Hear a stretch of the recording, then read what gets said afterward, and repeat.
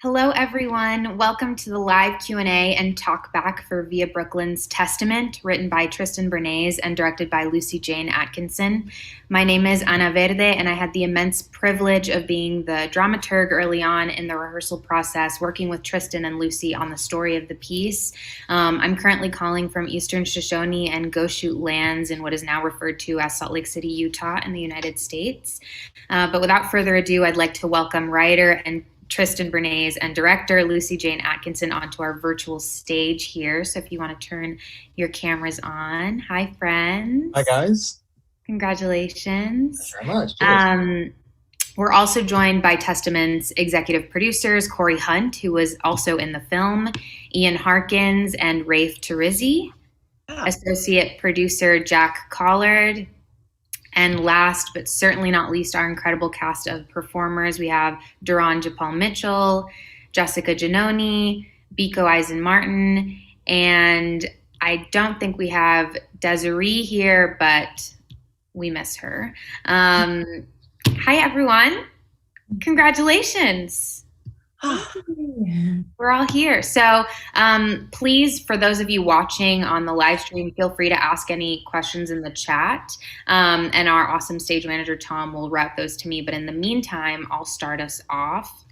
This is a question for Tristan.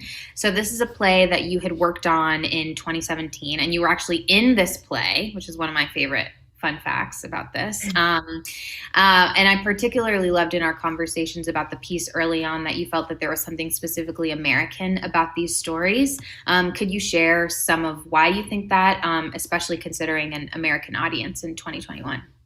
Yeah, I think I could probably testify to growing up in the sort of 90s as a kid. America was just very cool. And we had like a lot of American television, lots of American movies, and a lot of American culture. And it's always been a culture that I am constantly fascinated with, both for its positive and negative aspects, like all cultures. But I just keep finding myself wanting to write for American voices, particularly. And when I started writing Testament, I was thinking, where would it suit? Where would these old Bible stories suit modernization? And it was very, very quickly evident that it would have to be America, because it's just a culture steeped in religion in a way that the UK isn't. Like religion, I always think this is probably a huge sweeping statement, and it's not at all sort of categorically true, but my experience and opinion, if in the UK you say to someone, I'm religious or I'm Christian, people tend to go, oh, that's a surprise. And in the United States, it feels like if you were to go, I'm an atheist, people go, oh, that's a surprise. It's sort of the assumed position of where you start is inverse. So it felt very logical to kind of start with that. And I was indeed in this. I played Isaac, and I'm very glad to say that Duran did a much better job than me. I'm very much an actor. Like I love that. I'm sure you were amazing, but Duran did bring an amazing performance. He did. I also enjoy that there was a shake of the head from Duran and a nod of the head from Lucy, which is exactly what I expect. Humility in both counts. But it was obviously not being American, I couldn't perform when it was going to the States, but also it was very exciting to see someone else do it, because, you know, when we first did it, I was very like involved in a way that was kind of like in it. And then to step back and away from it and go, what is the play again, was nice. It was refreshing. It was different, you know. And this was, Lucy had worked on it in 2017 with you, but Lucy, this was your first film project. So how did you approach this project from a visual perspective, knowing that it was going to be filmed? I'm really specifically thinking about the lighting, which is so beautiful in the piece. So did you have any specific sources of inspiration that guided your decision-making around the visual look? Yes, very much so. Hi, everyone. Yeah, so, I mean, it was an interesting thing because as a director in theatre, I think very visually anyway. Like for every play that I do, I have quite an extensive Pinterest board going. And so I already had quite kind of clear visual references for each of the pieces from when we did it theatrically. And then when we were kind of talking about making it into a film, and particularly once we got Jessica, our incredible DOP, on board, I sent her the Pinterest board that I'd made from the original play, and then we kind of built a pitch deck together, or a kind of visual deck together. And we were talking about, for Isaac, like in very shorthand terms, Isaac is David Fincher as a kind of color palette. The sisters are Sofia Coppola as a color palette, and the Anthony the Thief is kind of I guess a sort of like Moonlight, Barry Jenkins, kind of that sort of feeling to it. And so we had lots of kind of references from films of, you know, the kind of sort of muted fluorescent sickly greens for Isaac, and the kind of 1970s tans and pink tones for the girls, and then more kind of contrasty blues and oranges, and really kind of playing with the texture and contrast of color in the third piece. And so that was something that I've been playing with a little bit in the theatre version, but we could really take to a kind of a beautiful extreme in the filmed version, which was cool. Do you think you'll plan on doing more film projects after this experience? I see all of the actors leaning in, by the way. I've filmed another play on Tuesday this week, so I think it's something I'm never going to leave theatre behind, because I crave it with like every fiber of my soul. But the world that we're living in right now, I think the kind of film between those worlds has thinned to such an extent that things are, you know, plays are being filmed, and I think that's incredible. It makes everything so much more accessible, and the fact that we made this film out in New York, and friends of mine from the theatre community over here can see it, and similarly I can watch shows from the States or from Germany or from Japan, and I think there's an incredible democratization of theatre that has come out of the necessity of having to film work. So yeah, I watch this space, and a year or two from now I'll win a BAFTA. Crossing our fingers. I know, I'm anxiously awaiting. But sort of on that note about, we're dancing around talking about it, but we're talking about the impacts of COVID-19 and the impact that has had on the field of live performance. And a lot of us in this room are primarily theater makers. So I'm interested to hear from the actors, it was a really unique rehearsal process. So what was it like to be in rehearsal again with one another after months of not?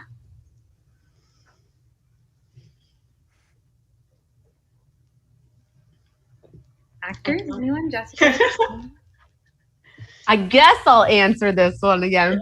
I loved it. That's how I said last. I sincerely loved it. We been cooped up and not using our instruments, and in whatever form and whatever way we can, face shields, masks, COVID test every 72 hours.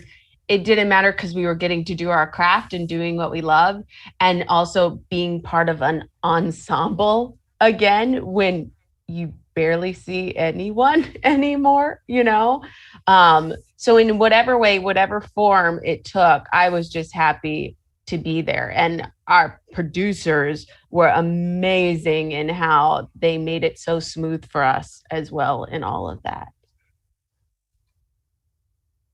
Yeah, there was definitely like an energy, I would say, of everyone being back. So I think for a lot of us, it was probably our first gig after everything shut down, because we kind of tried to time it just when the numbers were low enough. We were really kind of watching that in New York to get, below a certain threshold. And, everyone was such a good sport, because we kind of were telling everyone like late summer, early fall, but, that's all the specificity we could give at the time, until we kind of were able to pinpoint a time, and we felt like it was safe enough, and we had a COVID compliance company who had done a lot of film work and TV work to allow it to go forward. And so kind of having everything in place and just having a group that was on board and that really like trusted us was really amazing. And that's why we kind of had rehearsals outside in Central Park or over Zoom. And so the only time we were really together indoors is when we shot the full film over that long weekend in the beginning of October. So everyone was just so game and so energetic. And I think it just really brought something kind of special to the piece as well, which was nice. Absolutely. I think Duran was going to say something too. Oh, no, I mean, I was just going to second what Jessica was talking about. I think it's a real gift to, especially in the theater and film world, one of the things that you enjoy is, you know, getting to know the actors, seeing them at various auditions and callbacks, and maybe you're testing opposite of someone. And in this new Zoom space, you know, really not getting a chance to meet many of these individuals until the first day of a read. And, you know, oh, that's how tall you are, or, oh, that's what you look like in person. I mean, I'd gotten the privilege to work with Biko before, incredible actor. And so that was real familiarity. But I think the gift that this Zoom world is giving us is the ability to maybe explore projects that you otherwise wouldn't have had access to, and subsequently meet people that you wouldn't have had access to, whether it's an incredible DP driving up from Florida, or, you know, a theater company in Brooklyn that you now feel a kinship to. It's really exciting. Absolutely. And we have a couple of comments in the chat coming through. Alan, this is a question for the producers. Alan Stewart is asking, you know, saying, watching from London, are there plans to bring this to the West End once the pandemic is over? I'll jump in. I mean, there are no immediate plans to bring it to the West End. If the opportunity presented itself, I'm sure we would figure it out in a heartbeat. But, you know, there's also just so many opportunities right now for digital festivals and sort of theater festivals that have transferred into digital festivals too. Like, I know we've been talking a little bit about the Edinburgh Fringe.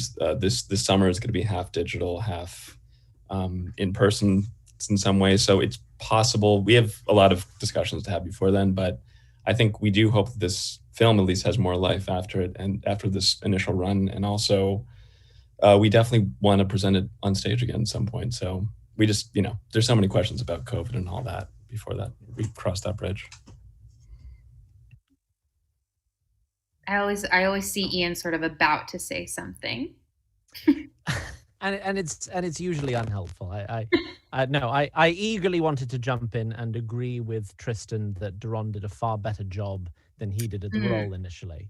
It wasn't even close, having seen it. But no, I thank you for your question, Alan. We're not immune to flattery, so that's very nice of you as well. But yeah, I think that, you know, as long as COVID is a thing, you know, I don't know how long it will take for theaters to come roaring back. So this is our way of trying to still produce content and to put art out there in the world while this is happening. So yeah, we're definitely exploring that. We do still imagine a stage run one of these days, be it in the UK and in the US. So thank you very much for your question. Does that mean that Duran and I could share Isaac? Like Duran could get a stage? So we will be reaching out to your agent to specify no. Cool. Before this gets any spicier, I just want to bring up Lily's a note to the actor's amazing performance, incredibly intense and moving. So that's just once again just some flattery there. And she also brings up, you know, interesting to hear the reflections on religion in the UK and the US that Tristan was talking about earlier. And that's actually one of my questions that I have for, I don't know if Tristan wants to take this on or Lucy, but one of my favorite parts of this piece is the music. I think that's something that's very, it's hard to unlink religion and music, particularly in a lot of cultures in the US, and sung beautifully, of course, by Desiree Rodriguez, who isn't here with us today. But could we talk a little bit about the role that music plays in the piece? And Tristan, I think you wrote the songs, right?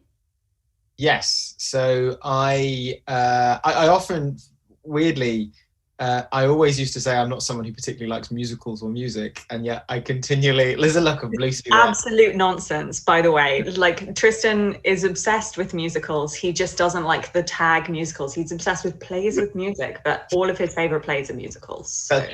But that's also true. Yeah. But I have no musical like training. I can't read music or play music, but I love writing songs, and I realize that a lot of my work tends to involve music and songs, and I think that's because music is kind of like instant emotion in a can, or like atmosphere in a can. It instantly kind of, you just very quickly get to where you want to very fast, whether it's sadness or joy or hope or whatever. And it's also a very nice palate cleanser. So there's lots of technical reasons, but also, as you said, you can't talk about religion without talking about music. It is the reason that I think a lot of people go to church, particularly. I can be speaking only for the Christian faith, as opposed to other faiths. But you'd also say there's a real beauty to like the sort of singing quality of prayers in Judaism, and also the call to prayer in Islam. The muezzin is a really beautiful act of music. Like, music is really seeped into those things. And all of the songs are inspired by a piece or a style of piece. So, for example, O Death is a kind of traditional dirge. Because the Man I Love, My Darling is based on a kind, that kind of like Loretta Lynn kind of like late night radio feel of driving down a kind of highway. And then there's very much Dolly Parton and Just Keep Smiling. Like, they're very much kind of my versions of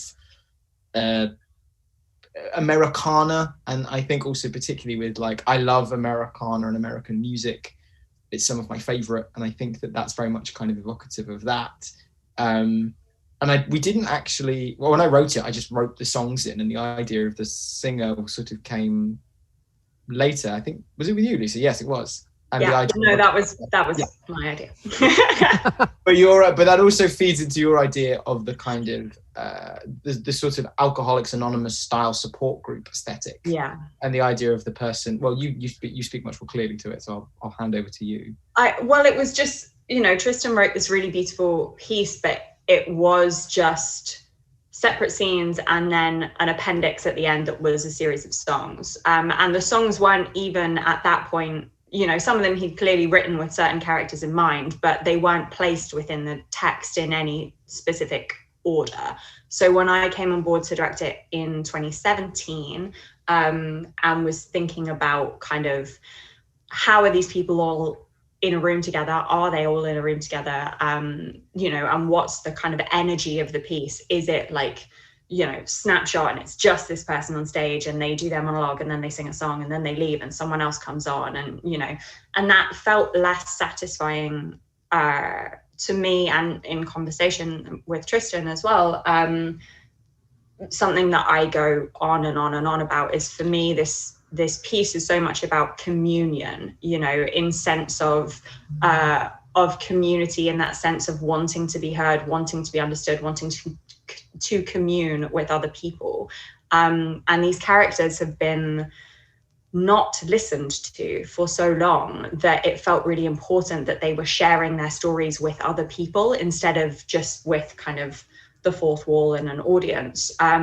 So in the kind of original production, came up with this idea of having the singer there as sort of a facilitator of a support group for people who had been in some way wronged by figures of religion, and yet people who still have very strong faith and are grappling with the kind of that difficulty around, like, these characters know for a fact that God is real, right? Like, none of us people believe, but they know they've spoken to him.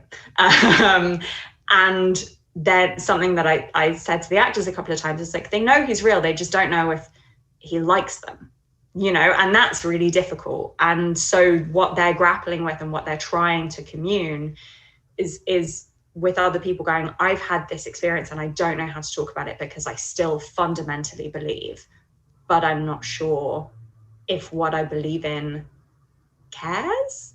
And so setting it within this kind of support group network or framework gave it gave us a really lovely freedom to be able to share the space and share the song in a different way.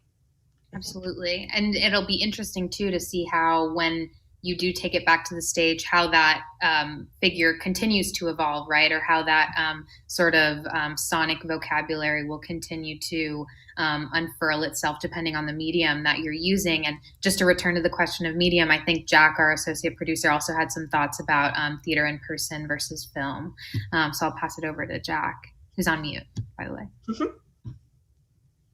Oh, no, only that I think, just adding on the more eloquent words of those before me, of how I thought, obviously COVID has had a huge effect on in-person ability to tell stories. But as I think Lucy said, it has forced storytellers in a way to adapt and to show that it isn't just the likes of Netflix and Amazon who can do this kind of storytelling. And that is the beautiful thing of, for me, I think theatre is the way that people can stand in a room and tell a story to those who listen.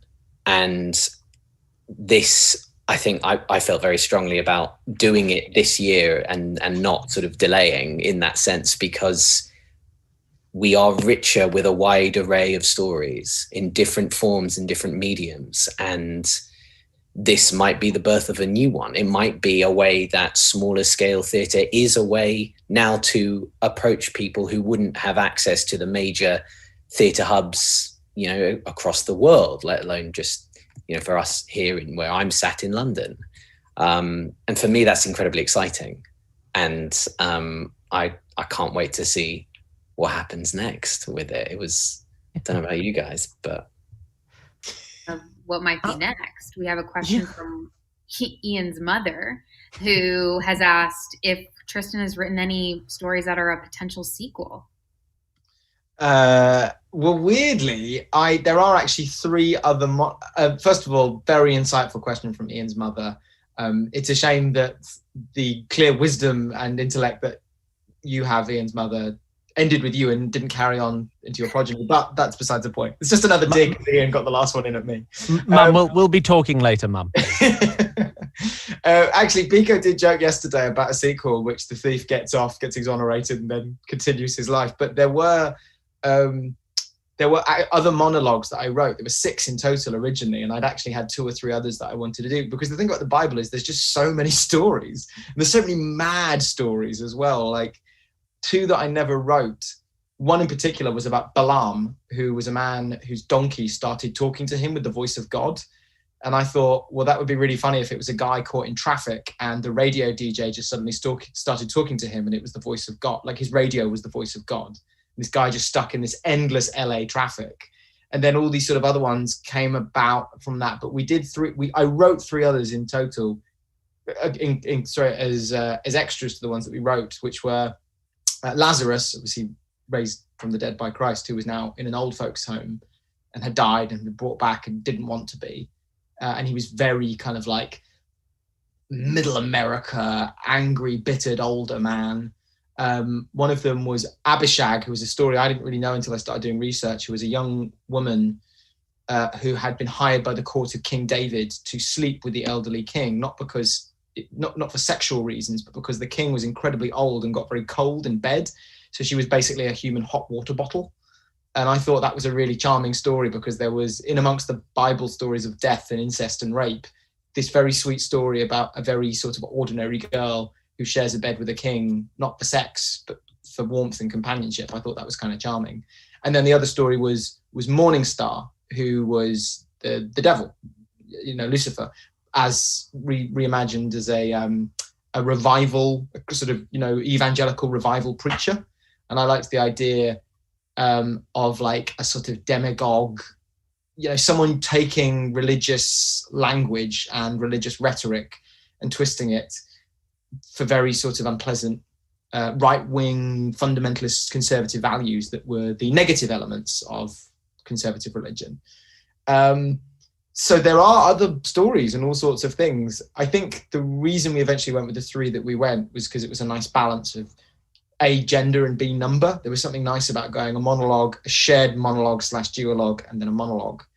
And also, you know, you could just keep writing stories, and it would just go on for hours and hours. And I think we were like, let's do an hour.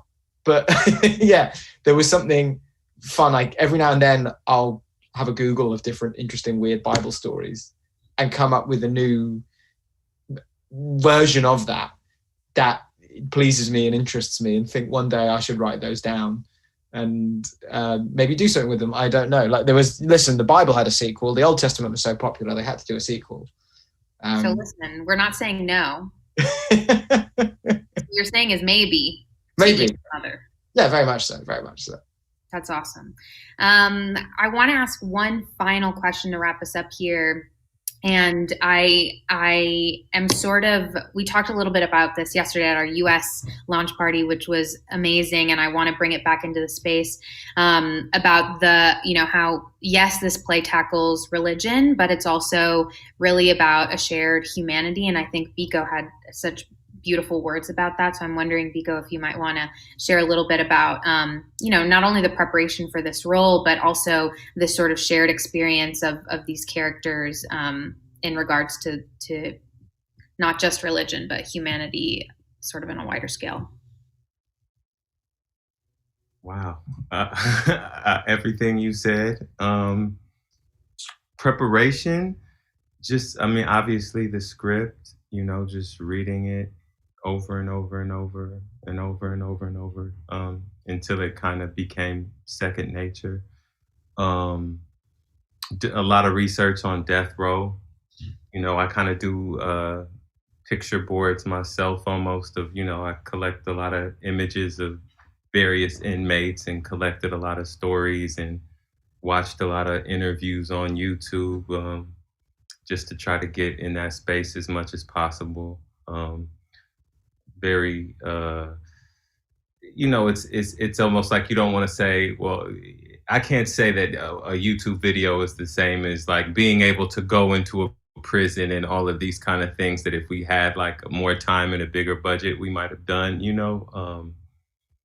but I just really tried to like get in that headspace as much as possible with all of my free time. And because of COVID, there was a lot of free time.